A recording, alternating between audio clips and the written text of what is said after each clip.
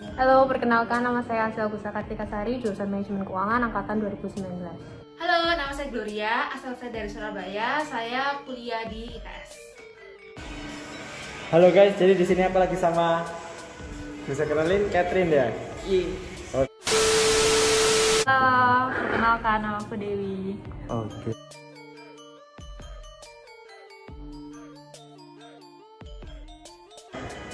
Ya pastinya ada, semua yang dibawa pasti ada dampak buruk, ada dampak positifnya ya. Ya dampak buruk sama dampak positifnya. Kalau karena ditanya dampak buruknya ya pasti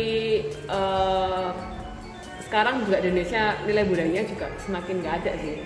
Kayak pasti sekarang udah dalam tanda kutip kayak kebarat-baratan. Mungkin itu sih kayak yang paling signifikan. Oke.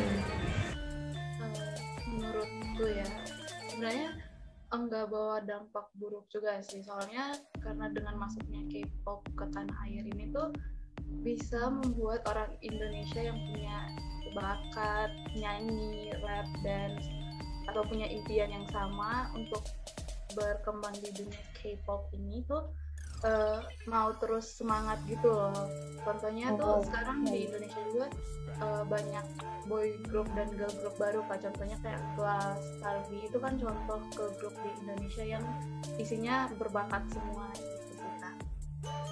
Enggak dong, karena menurut aku budaya Indonesia itu masih terlalu konservatif ya. Jadi dengan masuknya budaya luar ke Indonesia, pemikiran kita itu bisa jadi lebih terbuka. Terus kita juga bisa kenal budaya asing lah.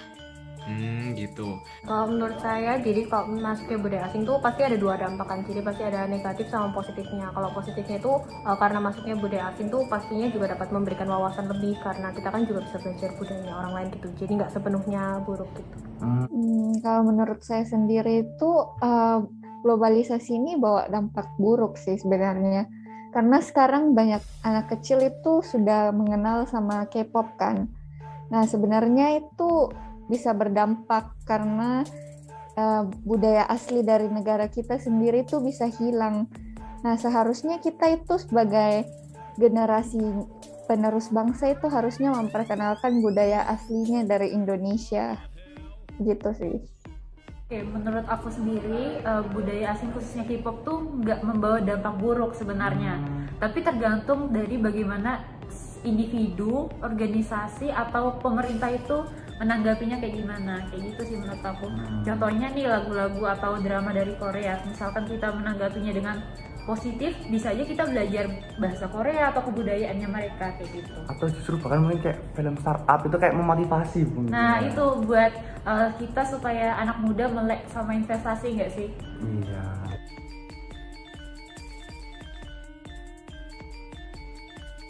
Kalau pendapat saya sendiri itu meskipun kita mau sefanatik apapun itu, sesuka apapun kita sama budaya tersebut atau apa gitu, kita itu tidak boleh merendahkan agama apapun. Kan budaya Indonesia sendiri itu pasti harus ada dalam diri kita.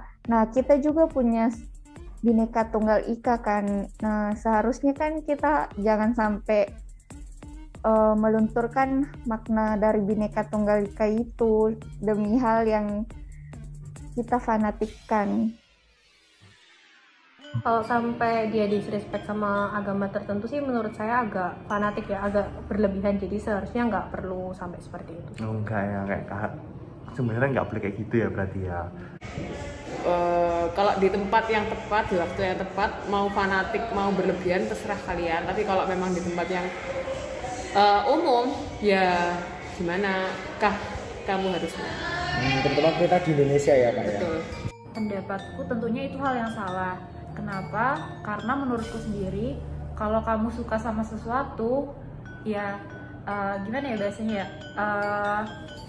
Kalau kamu suka sama sesuatu atau mempercayai sesuatu, ya udah itu cukup buat kamu aja, nggak usah dihubungin sama orang lain. Jadi ya terserah aja, asal jangan musik orang lain lah, intinya kayak gitu. Oke. Saling menghargai lah ya. Iya betul. Oke, baik. Itu kalau mau dalam bentuk apapun itu melakukan disrespect ke suatu agama itu kan ada tindakan yang salah ya, Kak.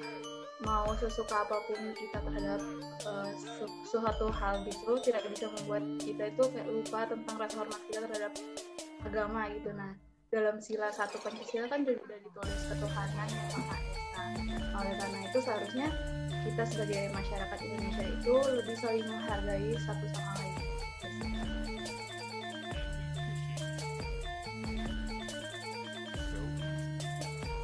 Globalisasi secara umum pasti berdampak buruk ya untuk penerapan Pancasila di Indonesia, karena seringkali tuh karena globalisasi kita jadi lupa akan nilai-nilai Pancasila gitu Kak. Ya, contohnya tuh seperti yang jawaban nomor 2 tadi. Nah kita tuh jadi lebih sering mengolok-olok teman kita yang kayak beda dari kita, misalnya agamanya, rasnya. Itu kita karena kita kurang edukasi, dan juga laju globalisasi itu kan semakin meningkat, membuat kita tuh jadi kayak melanggar norma-norma dan sila-sila yang udah tercantum pada Pancasila gitu.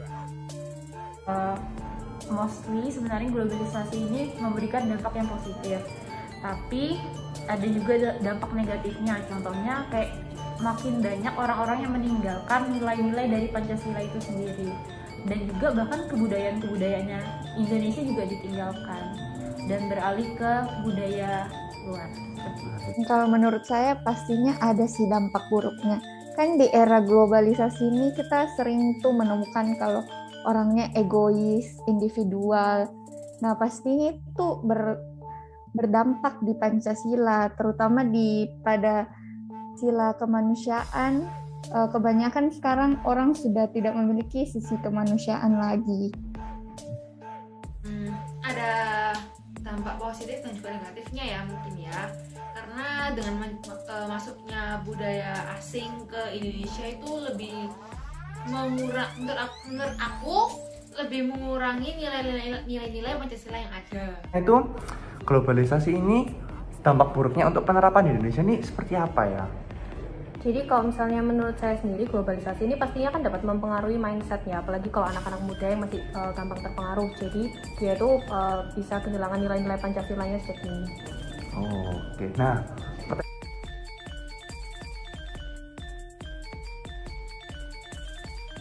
kalau menurut saya sendiri sih, mungkin agar Pancasila bisa dijalankan dengan baik, itu pertama dia itu harus ditanamkan pemikiran tentang Pancasila sejak dini. Jadi diterapkan di kehidupan sehari-hari, misalnya ada upacara bendera di sekolah atau pelajaran Pancasila juga di sekolah, agar dia itu nggak terpengaruh mindsetnya.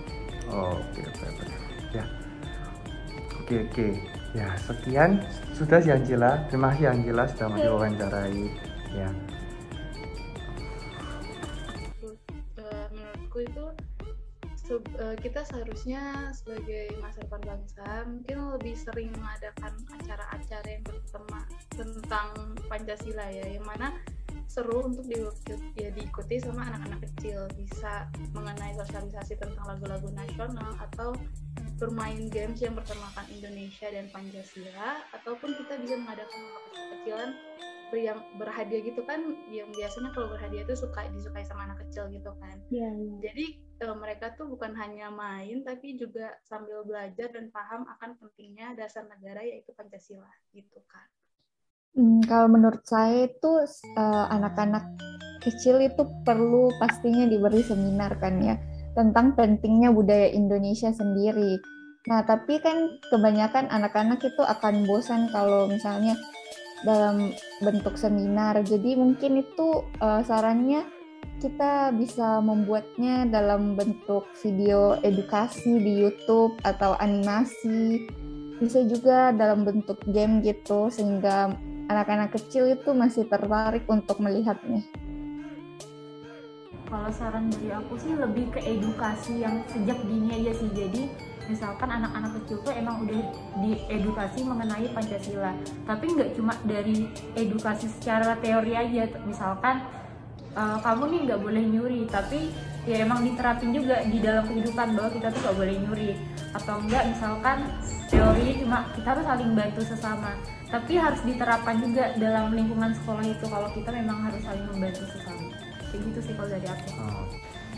Menurutku yang punya peran paling penting dan cukup besar itu mungkin di bidang pendidikan, karena kan mau nggak mau yang bisa mencakup atau menjangkau hampir keseluruhan anak-anak muda di bangsa kan juga dari pendidikan kan ya, dari mungkin dari TK, SD, SMP, SMA, atau mungkin sampai nanti di kuliah gitu penting banget sih buat tetap masukin aspek-aspek kayak kebudayaan. Meskipun mungkin respon dari mahasiswa atau murid-muridnya itu nanti mungkin kayak ya agak males apa, tapi kan setidaknya hal itu tuh pasti ada 1-2 hal yang pasti nyantol di mereka. Dan itu kan sebenarnya secara nggak langsung juga kita toh lagi membangun kebudayaan itu supaya masih ada dikenal sama mereka, itu sih.